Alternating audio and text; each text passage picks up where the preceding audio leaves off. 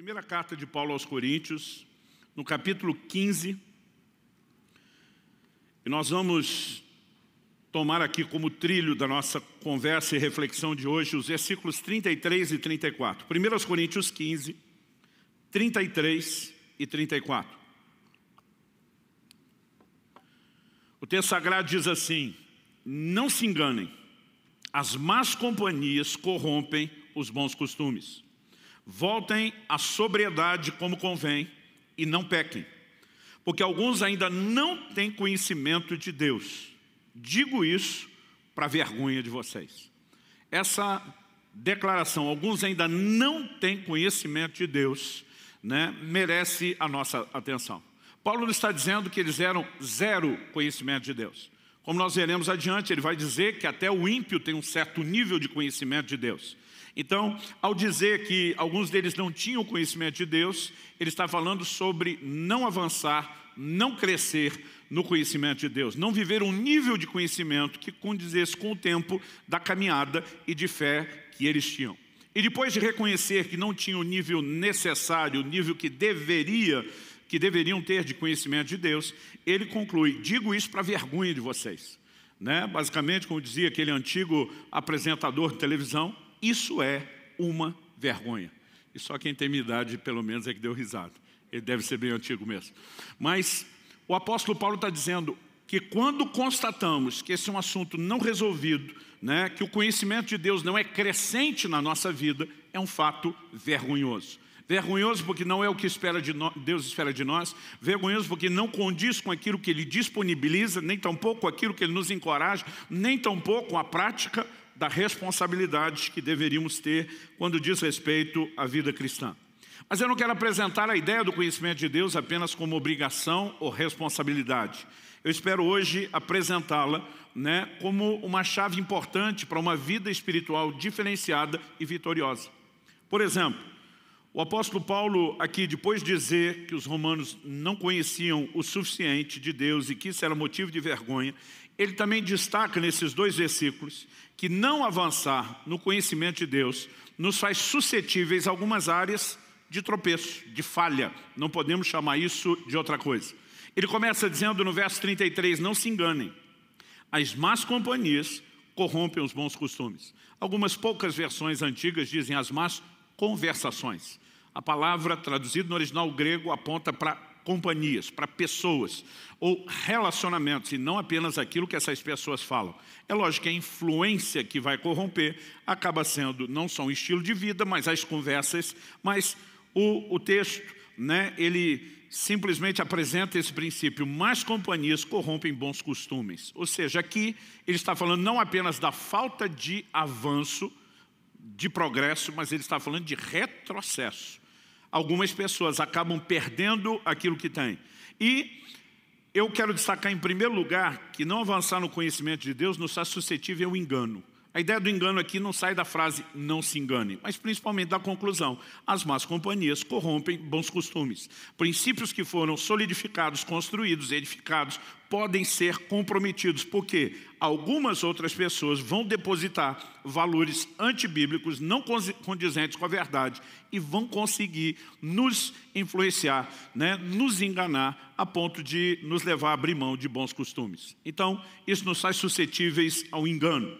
Em segundo lugar, nos faz suscetíveis à embriaguez espiritual. Quando ele diz voltem à sobriedade, o estado de sobriedade é o oposto do estado de embriaguez.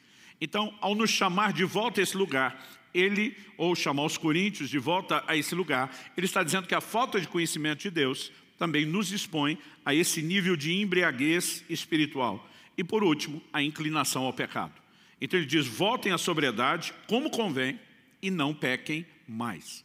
Então eu gostaria de apresentar a ideia do conhecimento de Deus, não mera e simplesmente como algo só que se classifique importante, necessário, algo que se exige, mas que a gente de fato possa entender que isso é uma chave. Não existe relacionamento profundo com Deus, não existe vida cristã profunda sem conhecimento de Deus. Então eu queria nessa introdução, ainda tentando valorizar a importância do assunto do conhecimento de Deus, que não se limita ao que vou pregar hoje, nós estamos ao longo do mês com todas as ministrações de todos os pregadores caminhando dentro desse trilho, né, sobre conhecer a Deus. E eu quero tomar essa mensagem de hoje meio como uma introdução de vários outros assuntos que vamos abordar, inclusive de ordem teológica, né? Talvez falar a respeito de coisas que normalmente não falamos nos cultos, né? Definições bíblicas e fundamentos teológicos sobre o que é a Trindade, a pessoa do Pai, do Filho, do Espírito Santo. Nós precisamos conhecer o Deus revelado nas Escrituras. Mas hoje eu quero tomar isso como uma espécie de pavimentação do caminho que nós vamos seguir em vários outros domingos até o mês de setembro. Bom, o conhecimento de Deus, como eu disse antes, é uma chave. Provérbios 9:10 diz: o temor do Senhor é o princípio da sabedoria. Conhecer o santo é ter entendimento. Eu amo essa frase, conhecer o santo, né? A Bíblia nos mostra não apenas o privilégio de conhecer o Criador, mas a mais sublime, majestosa e extraordinária, né, pessoa que podemos, né, talvez de longe mensurar vaga e subjetivamente um pouco, né, desses seus atributos infinitos. O conhecimento do santo é o título de um livro de A.W. Tozer, extraordinário, uma leitura que eu recomendo para todo mundo. E essa ideia de conhecer o santo, né, é basicamente apresentada aqui em Provérbios 9:10. No livro de Jeremias, no capítulo 9, versos 23 e 24, nós também vemos a Bíblia apresentando o conhecimento de Deus como a única coisa da qual o ser humano possa vir a se gloriar. Olha o que Deus diz em Jeremias 9, 23 e 24. Assim diz o Senhor: não se glorie o sábio na sua sabedoria, nem o forte na sua força, nem o rico nas suas riquezas. Mas aquele que se gloria, glorie-se nisso, em me conhecer, e saber que eu sou o Senhor, e faço misericórdia, juízo e justiça na terra. Porque dessas coisas me agrado, diz o Senhor. Ou seja, quem se gloria na sua sabedoria, na sua força ou na sua riqueza, Deus não se agrada disso. Aliás, vanglória é o que nunca agrada a Deus. Mas Deus está dizendo, se tiver uma coisa da qual você possa se gloriar. Em outras palavras, está dizendo, se você tem algo para considerar um valor, uma conquista, algo que você enche o peito e diga, mirei o alvo certo e alcancei, é o conhecimento de Deus. Conhecimento de Deus não é apenas uma coisa vaga, né, a respeito dos conceitos teóricos, da teologia, quem é Deus ou seus atributos, mas é um entendimento prático, né? O Senhor usa essa expressão, me conhecer, saber que sou o Senhor, e que faço misericórdia, justiça e juízo na terra. Basicamente, o conhecimento de Deus envolve entender quem Ele é, envolve entender sua soberana posição e a maneira como Ele age, né? Que é a extensão ou o aspecto prático dos seus atributos. Algo que também a gente pode destacar sobre o conhecimento de Deus, além de ser uma chave, a única coisa ou motivo do qual podemos nos gloriar, é que é algo que Deus tanto deseja, como também disponibiliza. Em Jeremias 24:7, Deus diz, eu lhes darei um coração para que me conheçam, para que saibam que eu sou o Senhor. Eles serão o meu povo, eu serei o seu Deus, porque se voltarão para mim de todo o seu coração. Então aqui nós vemos um elemento de interação importante. Deus está dizendo, eles vão se voltar para mim de todo o coração, mas eu vou dar um coração para que me conheçam, né? Então Deus não apenas deseja, mas Ele viabiliza o conhecimento dEle, né, da nossa própria parte. Deus não apenas quer, não apenas encoraja, mas Ele nos favorece. Há uma graça da parte de Deus disponibilizada para todos nós, a fim de que possamos conhecê-lo. Então, estabelecido aqui alguns desses fundamentos, só para tentar destacar a importância do assunto, eu queria, de uma forma prática, tentar dividir a ideia. O tema da minha mensagem hoje, né, é conhecendo a Deus. Acredito que a gente possa dividir a construção do que eu quero comunicar em pelo menos 3 pilares distintos. Em primeiro lugar, eu quero construir a ideia de como se recebe, como receber o conhecimento de Deus. Em terceiro lugar, estou pulando intencionalmente o segundo, já falo dele, eu vou falar como avançamos, como progredimos no conhecimento de Deus. E deixei para pôr aqui no meio, entre como se recebe e como avança, né, advertência sobre não retroceder no conhecimento de Deus, né? E deixei para falar isso primeiro, porque eu não quero terminar com nada negativo, e sim com encorajamento para o seu crescimento, para o seu avanço na fé. Mas vamos tentar construir juntos aqui essa ideia. Em primeiro lugar, e talvez isso possa ser o resumo da mensagem. Às vezes tem gente que sai de um culto e diz, nossa, que palavra abençoada, né? E aí eu pergunto, e o que pregaram? Ah, falaram um monte de coisa bonita, foi muito bom, né? Você sabe que a pessoa foi fortalecida, mas às vezes ela não consegue resumir o que recebeu.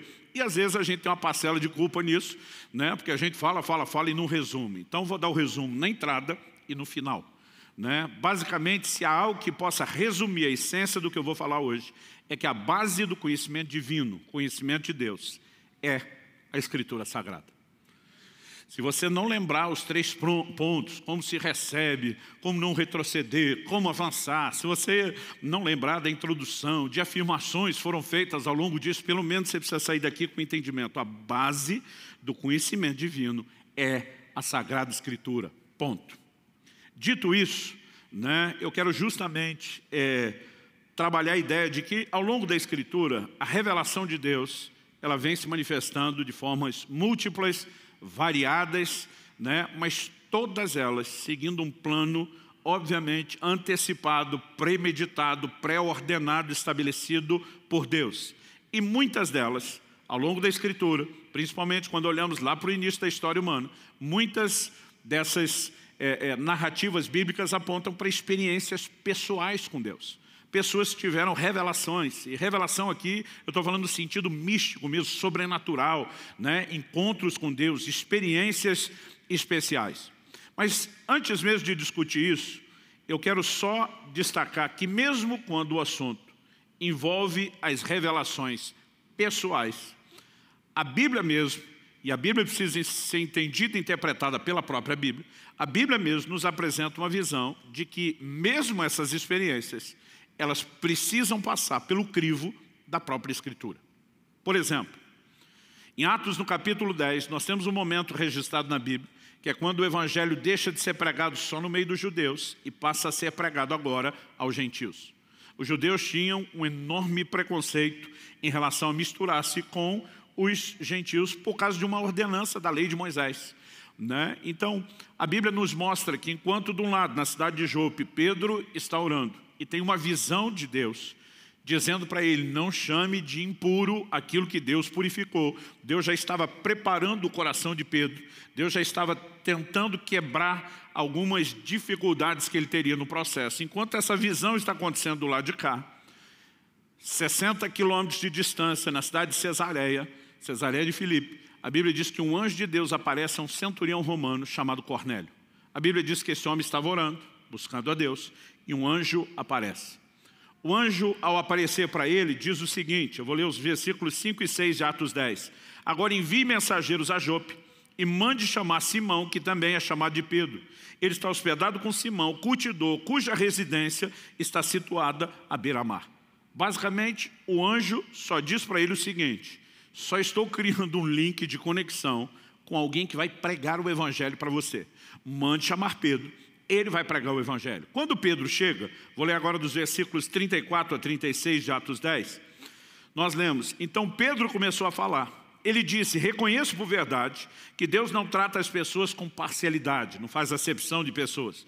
Pelo contrário, em qualquer nação, aquele que o teme e faz o que é justo, lhe é aceitável.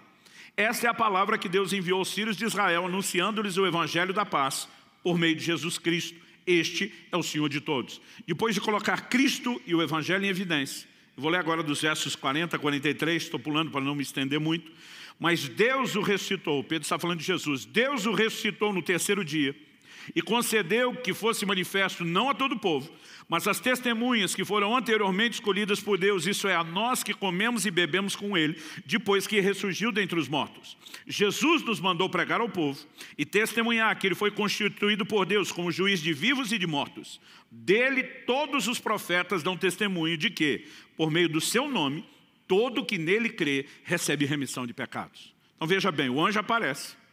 Mas diz, quem prega o Evangelho para você é Pedro, comissionado pelo próprio Senhor Jesus. Pedro, ao pregar o Evangelho, se levantando não apenas como uma testemunha da morte e da ressurreição de Jesus, mas de alguém que absorveu os ensinos de Cristo e foi comissionado a pregar, lança a mão dos profetas, ou seja, dos escritos do Antigo Testamento, a Bíblia deles na época, para ratificar e sustentar aquilo que ele está pregando mesmo que houvesse o respaldo de uma revelação de um anjo. Então esse é um padrão que você vai encontrar no Novo Testamento. Gálatas capítulo 2, por exemplo, o apóstolo Paulo diz nos versos 1 e 2, 14 anos depois, fui outra vez a Jerusalém com Barnabé, levando também a Tito. Fui em obediência a uma revelação e lhes apresentei o evangelho que prego entre os gentios. Mas fiz isso em particular aos que pareciam de maior influência, para não correr ou ter corrido em vão. Paulo está dizendo o quê? Ele submeteu o evangelho que ele pregava aos líderes de Jerusalém. O mesmo Paulo, que na hora de falar da ceia do Senhor para os coríntios, né, ele diz o seguinte, eu vos entreguei o que também recebi do Senhor. Paulo não estava na última ceia. Mas o próprio Cristo, nas suas aparições a Paulo, o instruiu sobre todos os detalhes do evangelho. Ainda assim, ainda que ele tivesse uma mensagem direcionada aos gentios e não só ao povo judeu, ele vai e submete o evangelho que ele prega aos líderes de Jerusalém. Ele fala os de maior influência, um pouco à frente ele vai falar dos que pareciam ser as colunas da igreja, e ele destaca Pedro, João e Tiago. Em outras palavras, o mesmo Pedro, que na hora de pregar o evangelho está lançando mão das escrituras como crivo, agora é procurado por Paulo, como quem disse, o que eu estou falando é de fato uma revelação de Deus, estará alinhado com a palavra e vai passar no crivo de vocês que conhecem a palavra. Quem está entendendo o que eu estou dizendo, diga amém. Porque nós precisamos entender essas verdades? Porque, embora a Bíblia seja um livro de experiências místicas, todas elas não apenas foram registradas, mas construídas de uma forma perfeitamente harmônica e nos dão subsídios e fundamentos para a fé. Daqui a pouco nós vamos falar de como Satanás trabalha na premissa contrária de tentar distorcer a palavra. Aliás, Paulo diz isso de ter subido a Jerusalém e expor o evangelho que ele pregava à análise de outros, logo depois de no capítulo anterior, ele ter dito, capítulo 1 de Gálatas, versos 8 e 9, o seguinte, mas ainda que nós, ou mesmo um anjo vindo do céu, pregue a vocês um evangelho diferente daquele que temos pregado, que esse seja anátema. A palavra anátema ela tem uma variação na tradução, né? Tem possibilidades distintas. Eu digo que na melhor das hipóteses ela significa algo abominável. Na pior das hipóteses, maldito. Você pode escolher um extremo, outro ou ficar com o meio. Nada disso é bom. Então ele está dizendo, se alguém pregar um evangelho diferente, seja nós ou um anjo que declare ter vindo do céu, ele diz que seja anátema. No verso 9 ele diz, como já dissemos, e agora repito, se alguém está pregando a vocês um evangelho diferente daquele que já receberam, que esse seja anátema. Ou seja, não há absolutamente nada, zero possibilidade de que uma revelação nos conduza num caminho distante daquilo que já foi estabelecido na palavra de Deus. E depois de estabelecer esse fundamento, é importante que então a gente olhe a progressão do que Deus construiu. Em Hebreus, no capítulo 1, nos versículos 1 a 3, o autor da Epístola aos Hebreus abre já de cara na introdução dizendo, antigamente Deus falou muitas vezes e de muitas maneiras aos pais pelos profetas. Mas, nesses últimos dias nos falou pelo Filho, a quem constituiu o herdeiro de todas as coisas e pelo qual também fez o universo. O Filho, que é o resplendor da glória de Deus e a expressão exata do seu ser, sustentando todas as coisas pela sua palavra poderosa. Depois de ter feito a purificação dos pecados, assentou-se à direita da majestade nas alturas. Eu não consigo imaginar uma introdução melhor, principalmente para um conteúdo como o da Epístola aos Hebreus. Na carta aos Hebreus, o apóstolo pretende mostrar que o sacerdócio de Cristo é superior ao sacerdócio levítico, que a nova aliança é superior à velha aliança. Ele está dizendo, embora no passado Deus tenha falado muitas vezes e de muitas maneiras aos nossos pais pelos profetas, ele diz, agora nos falou pelo Filho. E ele está dizendo aqui, nós temos o ápice da revelação divina. Não apenas em termos de lei, na perspectiva espiritual, porque você vai ver Jesus dizendo, ouviste o que foi dito aos antigos. E ele cita a lei de Moisés. Mas Jesus diz, eu porém vos digo. E nós precisamos entender que de fato Cristo vem trazer a plena revelação de Deus aos homens. Mas não se trata apenas daquilo que ele falou, mas da própria forma como ele viveu. O texto claramente diz que ele é o resplendor da glória de Deus, a expressão exata do seu ser. Aliás, há um diálogo registrado em João 14, nos versículos 8 e 9, entre Filipe, um dos 12, e o Senhor Jesus. O texto diz, Filipe disse a Jesus, Senhor, mostre-nos o Pai, e isso nos basta. Jesus respondeu: há tanto tempo estou com vocês, Filipe, e você ainda não me conhece? Quem vê a mim, vê o Pai. Como é que você diz? Mostre-nos o Pai. Jesus se posiciona dizendo: eu sou a revelação de Deus aos homens. Eu sou não apenas a solução que Deus tinha para a humanidade, mas eu sou a forma como Deus espera que vocês também vivam. Aliás, o próprio Jesus, ele diz em João 5,39, vocês examinam as Escrituras porque julgam ter nelas a vida eterna, e são elas mesmas que testificam de mim.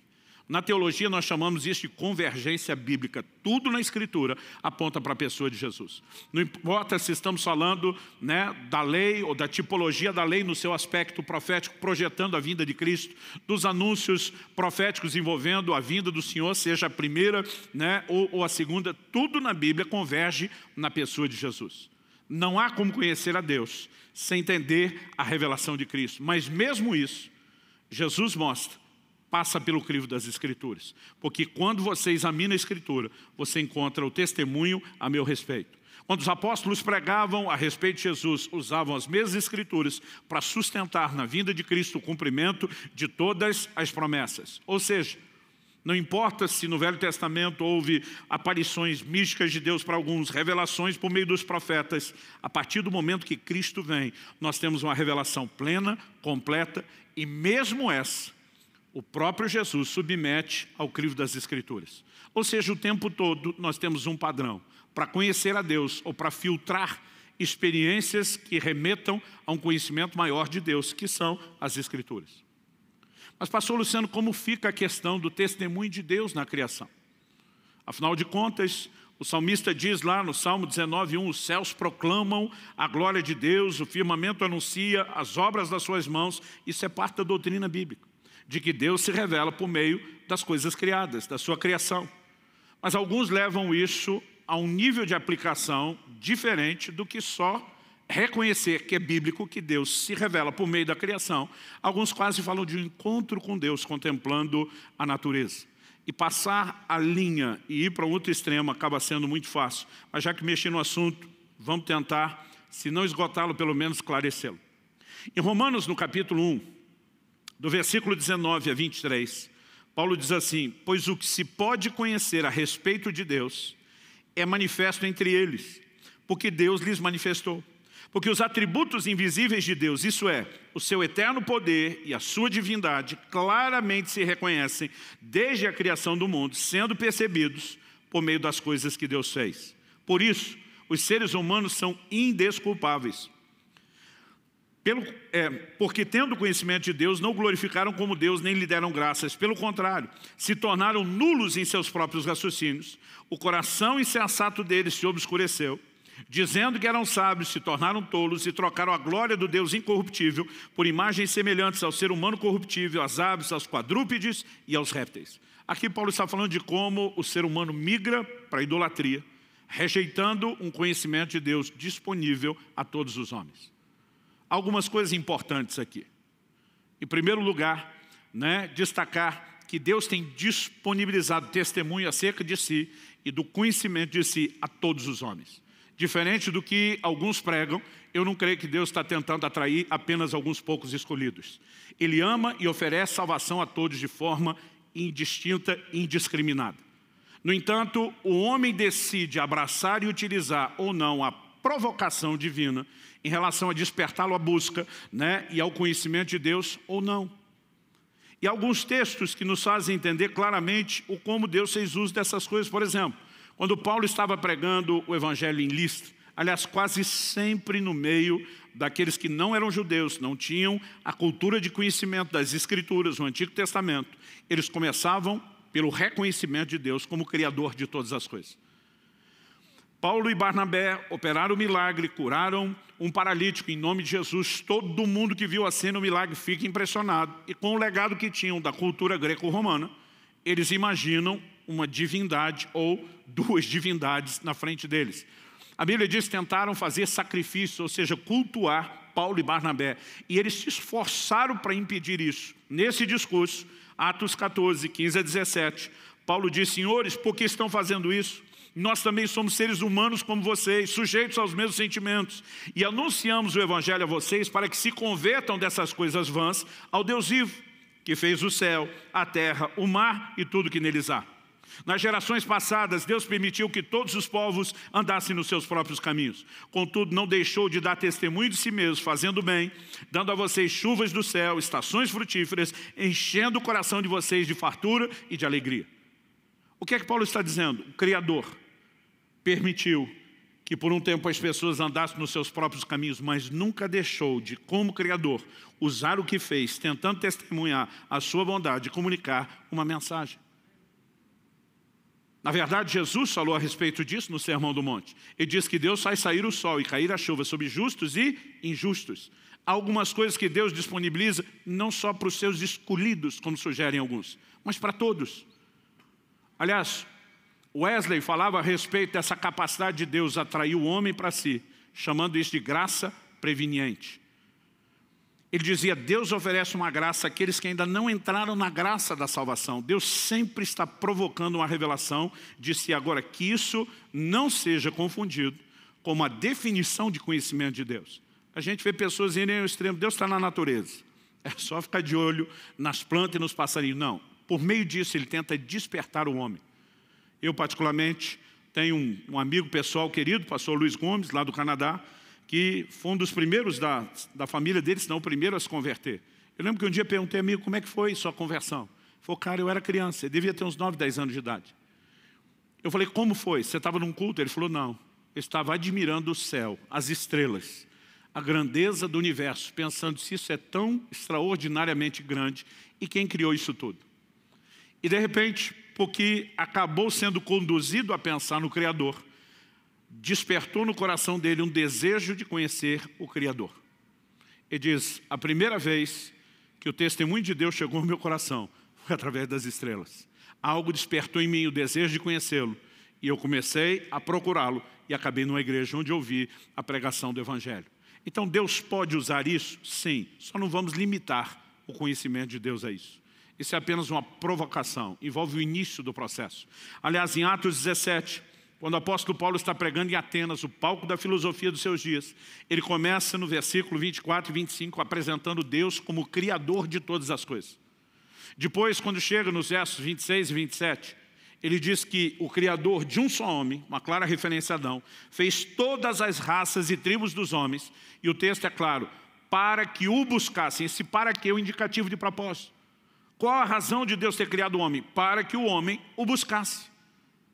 E o texto continua e diz assim, ainda que tateando, quem é que procura alguma coisa tateando? Quem está desprovido ou limitado de visão. Logo, Paulo está se referindo ao homem que espiritualmente falando está cego, incapaz de encontrar Deus com os seus recursos. Mas ainda que limitado, Paulo diz, contudo, Deus não está longe de cada um de nós. Quando o homem desperta e começa essa busca ainda que limitada, é como se Deus estivesse gritando, eu estou facinho de ser encontrado, eu quero me revelar a você. Então, isso me mostra um Deus que de fato está esperando algum tipo de movimento, até daquele que espiritualmente está cego. Mas ele diz, quando você entender minha provocação e se mover, eu trago mais para você. Né? Então há uma interação, e esse não é o assunto de hoje, mas que nos leva a essa descoberta. No entanto, para todas essas pessoas, mesmo com esses argumentos, o que o apóstolo, ou todos os apóstolos fizeram, era levá-los ao entendimento da importância de uma vida de relacionamento com a palavra de Deus, de entender, compreender, viver, praticar, porque tudo está ligado às Escrituras. Então, o resultado final, ainda que Deus provoque o conhecimento de si por meio da natureza, que o homem possa ter um encontro pessoal e até místico com o Senhor, é que o desenvolvimento desse conhecimento está relacionado às Escrituras. Dito isso, vamos aqui para o segundo fundamento. Como não retroceder? Né? A palavra de Deus nos apresenta pessoas que, infelizmente, retrocederam nesse quesito do conhecimento de Deus. Aliás, nós temos algumas mensagens fortes na Escritura. Uma delas é 2 de Pedro, capítulo 2, quando ele diz, portanto, verso 20, portanto, se depois de terem escapado das contaminações do mundo, mediante o conhecimento do Senhor e Salvador Jesus Cristo, se deixam enredar de novo e são vencidos, o seu último estado se tornou pior do que o primeiro. Está falando de um desviado.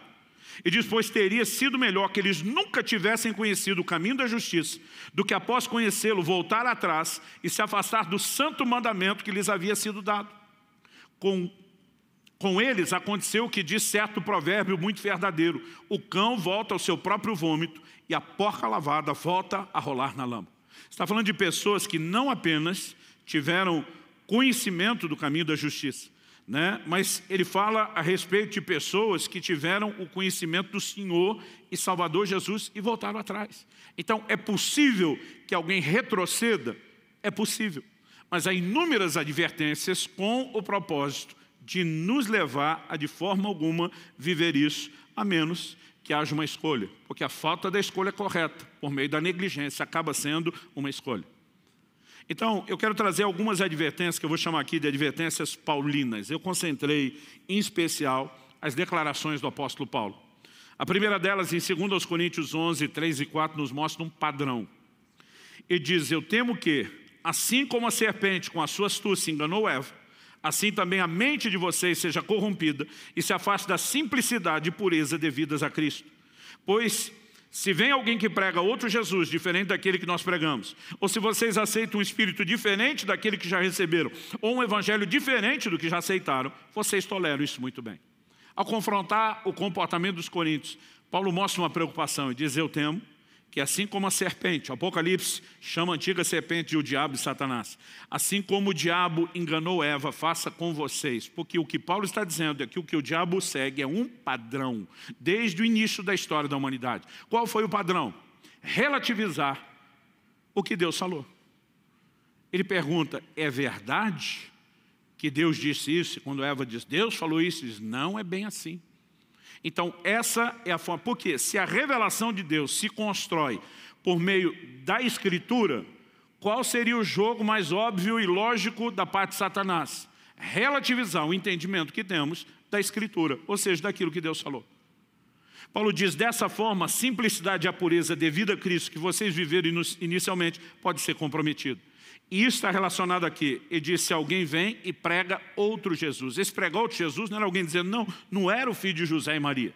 É aqui, não, eles não estão falando de outra pessoa.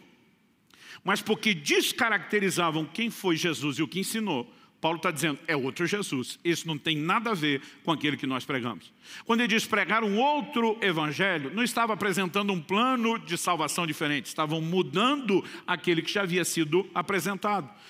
Quando ele simplesmente termina dizendo isso, vocês recebem um evangelho diferente, ele está falando de modificações, de adaptações. Não se tratava de algo completamente novo. Aliás, a maioria das seitas e das heresias e religiões são distorções das Escrituras. Então, nós precisamos entender que precisamos do conhecimento de Deus fundamentado na Escritura, mas que a falta dele nos torna vulneráveis a uma ação maligna. Olha o que Paulo diz aos presbíteros de Éfeso. Eles têm uma reunião em Mileto. Paulo está viajando, ele chega perto de Éfeso. É como se alguém em viagem parasse, talvez em Campo Largo, e chamasse os presbíteros de Curitiba. A diferença é que a gente pensa um tirinho ali porque vamos de carro. Para eles a viagem era a pé, então isso ficava um pouquinho mais complexo. Paulo chama em Mileto e tem uma conversa. Essa conversa é praticamente uma conversa de despedida. E nessa conversa, Paulo diz o seguinte, vou ler Atos 10, de 28 a 32. E diz a esses pastores, cuidem de vocês mesmos e de todo o rebanho no qual o Espírito Santo os colocou como bispos para pastorearem a igreja de Deus, a qual ele comprou com seu próprio sangue. Paulo diz, eu sei que, vou fazer uma pausa aqui, ele não está dizendo eu acho, talvez, pode ser, e diz eu sei, eu tenho certeza. O que você tem certeza, Paulo? Que depois da minha partida, aparecerão no meio de vocês lobos vorazes que não pouparão o rebanho. E que até mesmo entre vocês se levantarão homens falando coisas pervertidas para arrastar discípulos atrás de si. Portanto, vigiem. Lembrando que durante 3 anos, noite e dia, não cessei de admoestar com lágrimas cada um de vocês. Paulo diz, foram 3 anos, noite e dia, com lágrimas e choro, criando fundamentação bíblica. E a hora que eu tirar o pé daqui, a bagunça começa. Paulo está dizendo, vigia. Agora olha a frase final dele. Agora, pois, eu os entrego aos cuidados de Deus e a palavra da sua graça, que tem o poder para edificá-los e dar herança entre todos os que são santificados. E diz, eu os entrego a palavra. Não só os cuidados de Deus de uma forma subjetiva, a palavra da sua graça. É ela que tem o poder de santificar, né? De dar herança a todos aqueles que são santificados, chamados pelo Senhor. Então, quando nós entendemos o posicionamento de Paulo, mostrando a importância das Escrituras, porque trabalhou tanto com elas, mas ao mesmo tempo mostrando, né, que era certo que aconteceria algumas daquelas, né, dificuldades, seriam distorções do Evangelho. Ele está tentando preparar a igreja para uma vida de fundamentação bíblica, aquele posicionamento, né, exigente de que se passe tudo pelo crivo da palavra. Quando o apóstolo Paulo prega na cidade de Bereia, a Bíblia diz que os judeus lá eram mais nobres que os de Tessalônica. Por quê? Tudo o que Paulo e Barnabé pregavam, eles iam conferir nas Escrituras para ver se era daquele jeito. A Bíblia não chama eles de os caras mais chatos. A Bíblia não classifica no adjetivo a eles de os crica. A Bíblia os chama de os mais nobres. Porque nunca examinar o que está sendo pregado pelo crivo da palavra é chatice desnecessária. Diante de Deus, aos olhos de Deus, isso é nobreza. Dá para entender a importância que o conhecimento bíblico tem. Mas vamos a outras advertências de Paulo. Agora, 1 Timóteo 4, 1 e 2. Ele diz, ora, o Espírito afirma expressamente que nos últimos tempos alguns apostatarão da fé, por obedecerem a espíritos enganadores, a ensinos de demônios, pela hipocrisia dos que falam mentiras e têm a consciência cauterizada. Quando a Bíblia diz por obedecer ensino de demônio, não está querendo dizer que o demônio apareceu para o crente e falou, a partir de agora, quero que você me obedeça em vez de a Deus. Então, como que o ensino de demônio, né, de demônios, como que esses espíritos enganadores agem? O próprio termo enganador mostra que eles não vêm com cara de demônio. Eles se aproveitam dos que estão falando mentiras para disseminar o engano. E para o engano ser recebido como engano, ele vem com cara de verdade. 2 Timóteo, capítulo 4, agora do versículo 1 a 4. Diante de Deus e de Cristo Jesus, que é de julgar vivos e mortos, pela sua manifestação e pelo seu reino, peço a você com insistência que pregue a palavra, insista, quer seja oportuno, quer não, corrija, repreenda, exorte com toda a paciência e doutrina, pois virá o tempo em que não suportarão a sã doutrina. Pelo contrário, se rodearão de mestres segundo suas próprias cobiças, como que sentindo coceira nos ouvidos. Eles se recusarão a dar ouvidos à verdade, entregando-se às fábulas. Todas essas declarações são muito explícitas. Mas de alguma forma, parece que hoje a gente não lê isso na Bíblia, ou se lê a gente diz, pode acontecer com qualquer um, menos comigo. Pode acontecer em qualquer tempo ou época, menos no nosso. Ué, se em 1 Timóteo 4 ele diz, o Espírito afirma expressamente que nos últimos tempos, e nunca foi tão perto do fim como agora.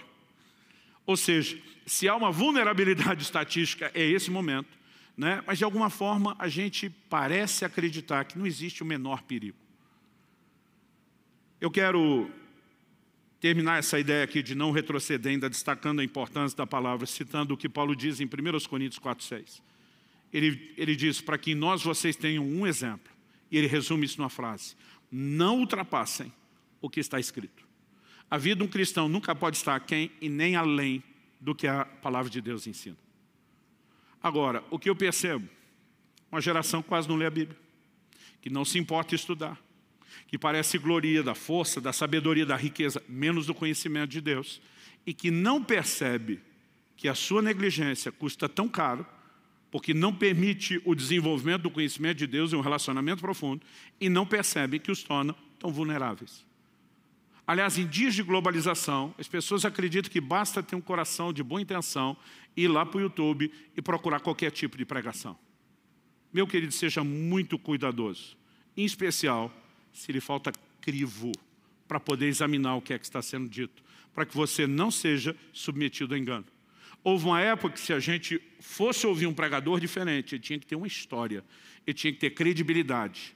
Hoje basta causar e você já ganhou a atenção. Nós precisamos ser muito cautelosos, muito cuidadosos. Em terceiro e último lugar, como eu disse, não queria enfatizar só o aspecto negativo, mas também e principalmente o positivo, embora a gente não pode evitar, né, tratar de advertências como essa e do cuidado necessário. Terceiro e último lugar, como avançar. Algo que você precisamos entender que a revelação de Deus é progressiva, ao longo de toda a história. Então, você começa com o relacionamento de Adão, que antes da queda, obviamente, uma dimensão de comunhão muito mais profunda. Mas o que você vai percebendo ao longo das Escrituras é que de vez em quando alguém subiu um pouquinho de nível, de vez em quando alguém avançou um pouquinho mais. A Bíblia fala de um homem da linhagem de Adão chamado Enos. Diz, foi nesse tempo que passou-se a invocar o nome do Senhor, que dá a entender que antes não fazia. Depois você vai descobrindo, na dinâmica da revelação bíblica, né? Noé, por exemplo, tem uma experiência extraordinária com Deus. A partir de Abraão, os patriarcas, Deus começa a se manifestar de uma forma diferenciada.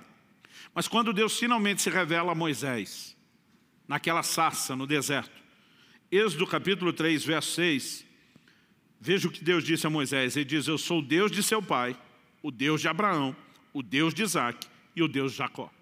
O texto diz, Moisés escondeu o rosto, porque teve medo de olhar para Deus nessa manifestação. Como Deus se revelou? Eu sou o Deus do seu pai Moisés, mas também o Deus dos seus ancestrais, do patriarca Abraão, do patriarca Isaac, do patriarca Jacó.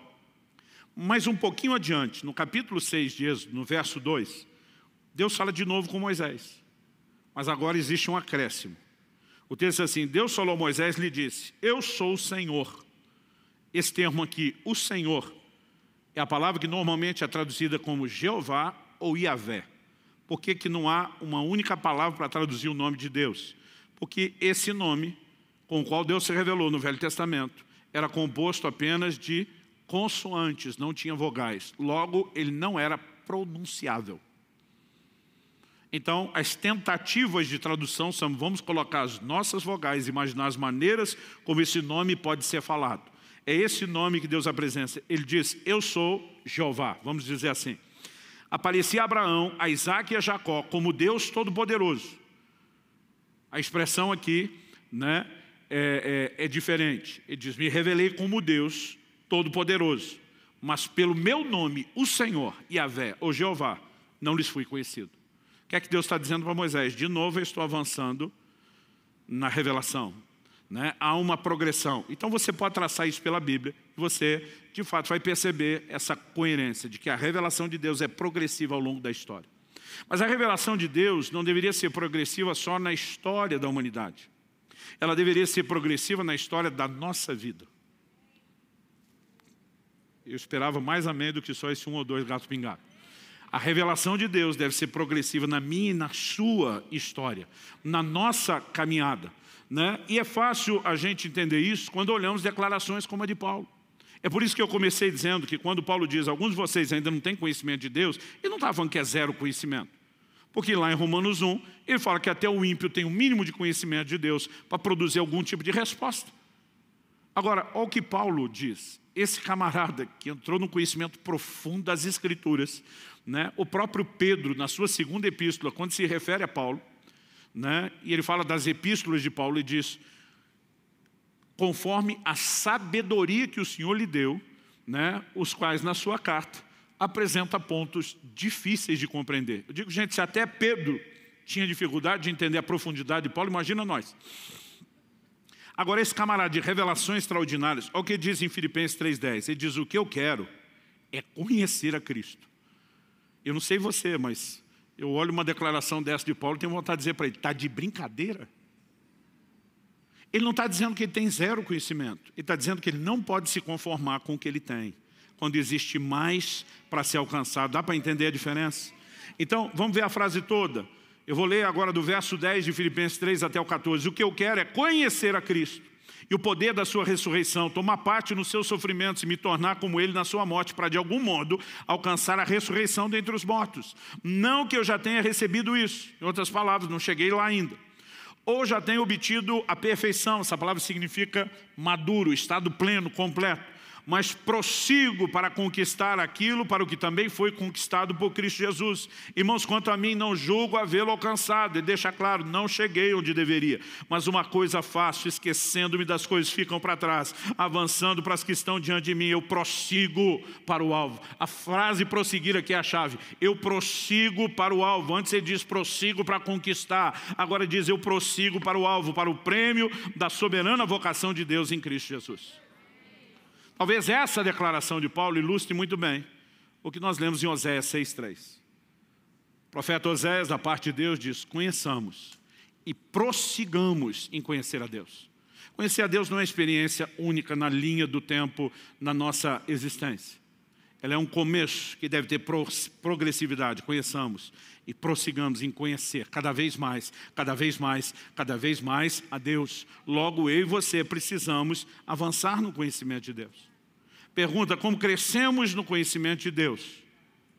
De novo, precisamos voltar ao fundamento, por meio da sua palavra. Porque o conhecimento bíblico não é mero e simplesmente saber o que Deus diz sobre ele, o que Deus diz sobre nós, ou o que é que nós temos que fazer. O que nós precisamos entender é que quando começamos a entender os princípios estabelecidos por Deus e andar neles, nós vamos viver experiências que consolidam a nossa fé. Nossa fé não é construída em cima de experiências, é construída em cima da palavra.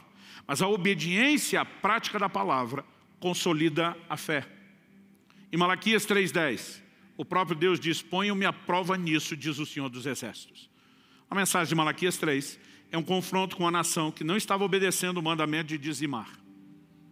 E Deus diz: me ponham à prova nisso, se eu não vou abrir as janelas do céu e derramar uma bênção extraordinária sobre vocês. O que é que Deus está dizendo?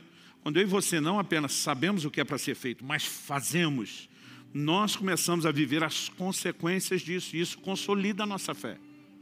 Uma coisa é você ler na Bíblia Jesus dizendo: em meu nome expulsarão demônios. A outra é você voltar que nem os discípulos voltaram para Jesus empolgados: Senhor, no seu nome os demônios submetem. O que é que eles estão dizendo? Funciona. E é quando nós começamos a viver isso que a Escritura vai se tornando algo cada vez mais forte em nós. Então você entende o que a Bíblia diz a respeito de generosidade e você pratica. E você descobre um nível de satisfação que o egoísmo da carnalidade humana jamais te daria. Mas não é só isso, daqui a pouco você descobre que essa lei de semeadura e ceifa que a Bíblia diz, ela começa a trabalhar em seu favor. Porque se por um lado eu costumo dizer que o princípio bíblico que você quebra vai quebrar você, o que você honra vai honrar você. Então não é só saber o que Deus diz sobre oração. Eu lembro, eu era ainda garoto e vi minha mãe falando para uma senhora a respeito de orar, porque ela estava falando de uma dificuldade. E essa mulher replicou com ares de espiritualidade e até de humildade. E disse: imagina que eu vou incomodar Deus com uma picuinha dessa. Alguém que acha que oração é incômodo, definitivamente não conhece a Deus. Não conhece o que a Escritura fala sobre Deus e sobre oração. A Bíblia apresenta a figura da oração baseada na oferta de incenso. Incenso era perfume, algo agradável a Deus. Suas orações não incomodam a Deus, elas agradam a Deus. Nós precisamos entender que pedir alguma coisa a Ele não é incomodá-lo. Que esse Deus infinito tem uma capacidade de gestão tão detalhada na vida de cada um de nós, de uma forma extraordinária. Eu não sei você, mas eu fico empolgado com a ideia de saber que o Todo-Poderoso me enxerga. Não só me enxerga, não só sabe da minha existência, Ele se importa comigo. Agora, quando é que nós começamos a realmente compreender isso? Por meio da Escritura. A minha vida de oração foi revolucionada quando eu comecei a ler a Bíblia e entender as declarações de Deus. Muito pode por sua eficácia a súplica de um justo. Eu dizia: o quê? Eu posso fazer diferença na minha vida e na vida de outros. É lógico que existe aqueles que estão sendo limitados. Jesus, mostrou a importância de orar, mas Tiago diz: nada tendes porque não pedis. Quem não entende, não usa a ferramenta, não vai ter benefício. Mas a gente tem o outro extremo. Aqueles que acreditam que tem que se comportar como filho mimado, birrento, e que Deus tem que fazer o que eles querem o tempo todo. Isso também é uma distorção do que a Bíblia ensina e uma falta de conhecimento a respeito de Deus. Porque o que nós vemos em Jesus é um modelo de oração que diz: se possível, passa de mim esse cálice, mas seja feita não a minha, e sim a sua vontade. O que ele está dizendo? Eu sei que o Senhor pode intervir, eu sei que o Senhor pode responder orações, mas que no final se estabeleça a sua vontade, não a minha. E aqui você tem uma perspectiva diferente. Um dia eu estava conversando com uma pessoa e logo que me apresentei como pastor, e do outro lado já se defendeu, se protegeu e disse, eu sou ateu. Já dizendo, nem venha pregar para mim. Eu fiz uma brincadeira com um pouquinho de sarcasmo, falei, olha, pois eu admiro a fé que você não tem fé. Eu falei, você tem mais fé do que eu. Porque é mais difícil acreditar no que você acredita do que no que eu acredito. E depois de uma breve discussão, eu lembro que eu li num livro, talvez foi do Otmani, que teve que pregar para os chineses, né?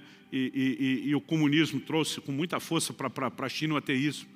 Ele começou a provocar um camarada desse e dizer, olha, você é Deus, se você é ateu, você é Deus. Cara, como assim? Ele falou, não, é que nós, cristãos, acreditamos que Deus é alguém que transcende o tempo e o espaço. Ele falou, e eu vejo em você isso. Conversa é essa? Ué, você está dizendo que Deus não existe? Deus pode não existir agora, mas quem garante que há 5 milhões de anos atrás ele não existiu? Ou ele pode não estar aqui agora, mas quem garante para você que ele não está escondido no deserto da África, ou na floresta amazônica, ou mesmo em outro planeta? Então, para você garantir que ele não existe, você tem que ter vasculhado todos os lugares ao mesmo tempo. Então, você transcende o tempo e o espaço, a menos que você não possa garantir que Deus existe. Mas se você garante, você é Deus. Depois de uma brincadeira dessa, de só vão mexer com seus fundamentos, eu falei, olha, por que para mim é difícil estar no seu lugar? Eu falei, eu acredito que Jesus cura hoje, porque a Bíblia diz que Ele é o mesmo ontem, hoje e o será para todo sempre. Deixa eu te contar algumas experiências que eu e meus familiares tiveram. E deixa eu te dar os nomes dos médicos, que você da cidade pode ter acesso e perguntar para eles, para não ficar no que eu estou te dizendo. E eu contei as experiências. E ele ficou me olhando sério, eu falei, pode checar com eles. Falei, deixa eu te contar algumas experiências de proteção e livramento que eu tive. E eu contei para ele. Falei, agora deixa eu te contar algumas experiências de provisão que eu tive. E eu posso te dar o nome de algumas pessoas que estão envolvidas. E você pode checar também com elas. No final de falar várias daquelas experiências, o cara olhou para mim e falou, no seu lugar até eu cria. É lógico que minha fé não foi construída em cima das experiências. Mas quando andamos na palavra, as experiências se desdobram, consolidam a fé que nós temos. Quem está entendendo? Então, o propósito não é conhecer por conhecer. Eu vejo crente tentando discutir picuinha que vai levar a lugar nenhum. Não é ter munição para embate teológico, para discussão. É para viver. Outro dia alguém falou, pastor Luciano, o senhor começou a estudar a Bíblia por causa do seu chamado de pregar? Eu falei, não, na época eu nem sabia direito o que era o chamado de pregar. Eu comecei a estudar a Bíblia porque eu queria conhecer a Deus. E quando eu comecei a descobrir umas coisas extraordinárias que fizeram mudança na minha vida, eu comecei a ter vontade de repartir. E foi quando eu comecei a ter vontade de repartir com outros o que estava funcionando para mim, que Deus começou a falar comigo a respeito do chamado. Eu não estudei porque eu tinha que pregar. Aliás, eu acho que seria uma coisa muito chata ter que estudar só com a obrigação de ter o que falar para os outros. Mas quando você começa a entender e viver algo extraordinário, e eu e você podemos e devemos crescer e avançar no conhecimento de Deus. Eu vou citar uma frase de A.W. Tozer, extraído do seu livro O Conhecimento do Santo. Uma concepção correta sobre Deus é fundamental, não somente para a teologia sistemática, mas também para a prática da vida cristã. Por que eu estou dizendo isso? Porque alguns dos domingos, até setembro, eu pretendo trazer fundamentos teológicos. Eu acho que já mais do que passou do tempo, a gente tem algumas conversas que nos ajudam a entender fundamentos bíblicos importantíssimos, como a Trindade, entender melhor a pessoa do Pai, do Filho, do Espírito Santo, mas mais do que tentar apresentar uma boa teologia sistemática, nós precisamos de algo funcional para a vida cristã. E hoje eu quero dar principalmente esse tom. Se avançamos no conhecimento de Deus, é esse aspecto prático. Para concluir, eu quero dizer que o conhecimento de Deus não permitirá que eu e você nos pecamos em meio ao caminho. Jó capítulo 2, versículo 10 nos mostra um casal, homem e mulher, Jó e a sua esposa. Os dois passaram pelas mesmas circunstâncias juntos, as mesmas dificuldades. Não eram diferentes. A reação de cada um é diferente. A mulher vira para Jó e diz, amaldiçoa esse seu Deus e morre. Ela desistiu da fé, ela desistiu de Deus. Ela não suportou o peso das circunstâncias. Jó vira para ela e fala o que muito marido já quis falar para sua esposa. Você fala como uma louca. conhecimento que Jó tinha de Deus não permitia tratá-lo daquela forma. Ele diz, eu sei que o meu Redentor vive e ele há de se levantar sobre a terra. O que Jó está dizendo, a fé se apoia no caráter de Deus. Agora só consegue ter esse tipo de fé quem conhece um pouco de quem Deus é. E a Bíblia mostra um Deus que não pode mentir. Um Deus que não pode negar-se a si mesmo. Um Deus que é fiel mesmo quando nós não somos. À medida que essa revelação vai crescendo, algo nos sustenta. E não importa o que venha pela frente. Você sabe que Deus é quem diz que Ele era. Você sabe que você é quem Ele diz que Ele era. Você sabe que Ele vai fazer do jeito que Ele disse que vai fazer. E mesmo que você não entenda. Como dizia Martinho Lutero, posso não conhecer o caminho, mas conheço bem o meu guia. Isso te sustenta. E essa é a grande diferença entre pessoas que enfrentam dificuldades. O próprio Paulo diz em 2 Timóteo 1,12, eu sei em quem eu tenho crido. Eu amo essa frase de Paulo. Ele nos diz, eu sei no quê. Eu e você não estamos crendo numa coisa, nós estamos crendo numa pessoa. Uma pessoa acima de qualquer suspeita. O conhecimento de Deus vai fortalecer a nossa caminhada. Agora, não existe isso sem envolvimento com a Bíblia. Vamos ficar em pé para parecer que está acabando. E como declarou o mesmo Tozer, dos meus escritores prediletos, ele diz, nunca vi um cristão útil que não fosse estudante da Bíblia. Agora, se isso é tão central, a minha pergunta para você é, por que nos dedicamos tão pouco a isso? Quando Paulo diz, digo isso para vergonha vossa, não me diga que isso não é um enquadro, que ele não está chegando junto. Porque quando entendemos essas verdades, gente, nós não podemos brincar de ser crente. Para mim, o pior não é quando o crente diz que não lê a Bíblia. É quando ele ainda tenta desculpa, dizer, não tenho tempo. A minha vontade é pegar o celular, eu já fiz isso com muita gente. Abrir aquele aplicativo que mostra como você usa o seu celular. E quanto tempo você gasta no quê. E dizer como que você tem de 4 a 6 horas por dia olhando rede social e não tem tempo para ler a Bíblia. Como que é mais importante ficar cuidando da vida dos outros do que conhecer a Deus, o único motivo que você tem para se gloriar. E não estou dizendo que você não pode, mas pelo amor de Deus, como alguém que fica 4 horas em futilidade diz que não tem tempo. O problema não é falta de tempo, gente. Aliás, nós estamos vivendo uma crise singular na igreja. Eu sou de uma época que a gente quase não tinha literatura traduzida e quase não tinha conteúdo nacional produzido. A gente não tinha acesso a materiais de estudo, não existia, né, versões, ferramentas. Você não tem noção, algumas décadas atrás, da dificuldade, da escassez que era. E hoje, quando eu olho isso tudo, eu chego a uma única conclusão. O que está faltando não é comida, o que está faltando é fome. É desejo de conhecer a Deus. E uma das orações que eu tenho feito com frequência é o que Deus prometeu lá no livro de Amós. Eis que vem dias, diz o Senhor, em que enviarei fome sobre a terra. E diz, não fome de pão, nem sede de água, mas de ouvir as palavras do Senhor. Alguém diz com muita propriedade, nós precisamos parar de orar por reavivamento e pedir um reabibliamento. Porque se a gente voltar para a palavra, vai fazer toda a diferença.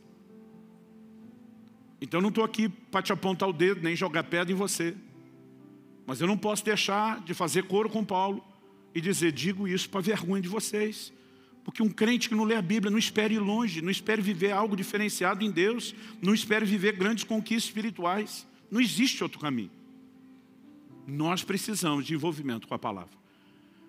E por mais que a semelhança de Paulo que diz, eu estou ali admoestando por anos com lágrimas, você precisa de um relacionamento junto à fonte. Você precisa ir lá para a Escritura. Você precisa descobrir Deus. E não apenas ter as descobertas que a gente tem de Deus. Então minha oração é que ao final dessa nossa série sobre conhecer a Deus, você saia não apenas com informações. Puxa, entendi doutrinas que eu não entendia. É lógico que isso vai te ajudar. Mas que você saia com mais do que isso. Que você saia com o coração em chamas para você mesmo trilhar esse caminho de conhecimento de Deus. E à medida que você vai entendendo, porque a fé vem por ouvir a palavra. E quanto mais a palavra vai entrando no seu coração, mais fé gera. Gerou mais fé, você anda com mais determinação naquilo. Andou com mais determinação, funciona mais. Funcionou mais, a fé aumenta mais. É um ciclo progressivo. Mas ou você está avançando ou regredindo. Não existe gente estacionada na fé. Você recebe essa palavra em nome de Jesus? Vamos orar. Pai, nós clamamos graça e favor do alto.